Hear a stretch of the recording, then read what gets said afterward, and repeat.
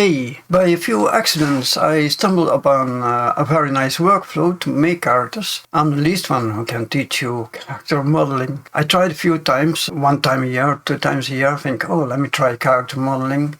And then after 10 minutes I said, no, that's nothing for me. I even tried to follow a course and tried it out, and I gave up immediately. But sometimes I try out things, and now this time I found a very nice workflow. I think, wow, I think that's an entry for me, and maybe for you too. So let's see what we can do. So the first stage, here's the first stage.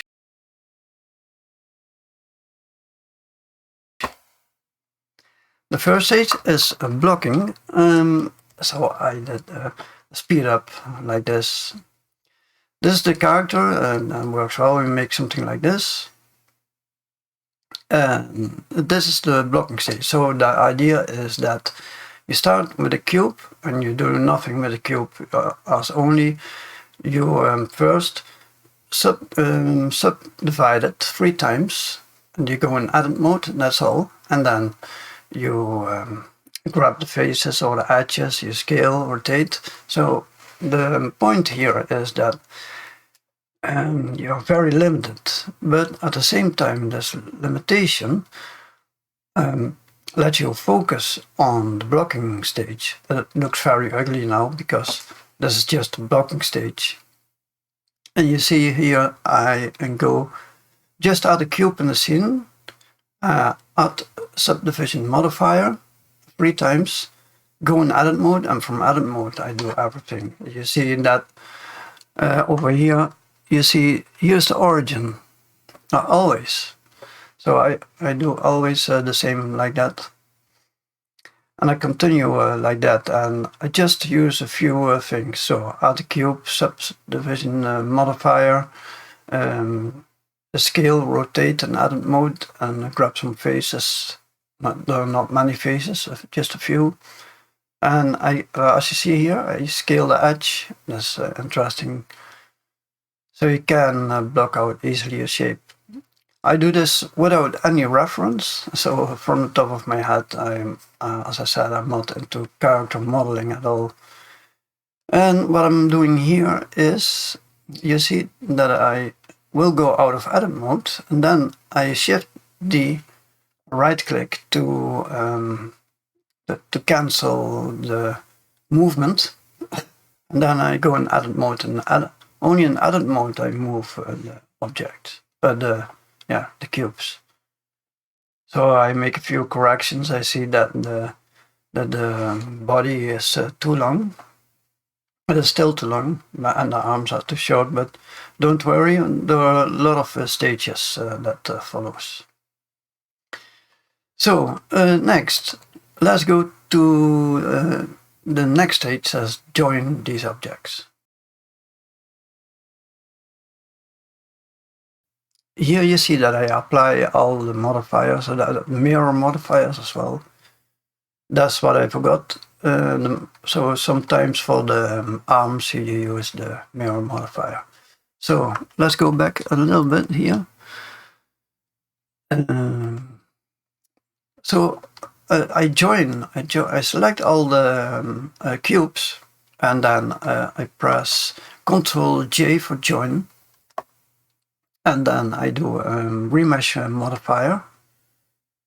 Remesh modifier, now I go into another blender because I have the quad remesher, but you can use any remesher you can find any on the Blender addons.org website. Okay, so this is stage 3. Here I fill those lines. That makes it less look like a Michelin man. So I fill up those creases. The legs is a little bit difficult, but this is the stage. So we had the blocking stage. We had a stage where we join objects, and now we are in Sculpt mode. We did the fill. So you can see here how I make some corrections, etc. And I look from all kinds of angles, and then I grab things. There's still a high poly because I remeshed on I think 0.03. I'm not sure, but you can look back in the video. And yeah, the elastic deform that works also nice. So in a moment you see how I'm going to use the elastic deform tool. After this stage, you can decide to make also a high poly model. So the more definition, and then you bake the normals on this mesh. This is the elastic deform. It works a tiny bit different, but also good. So next we will go to the simple deform. That's this stage. So you see, I use a simple deform modifier, and I use it on the z-axis, a taper,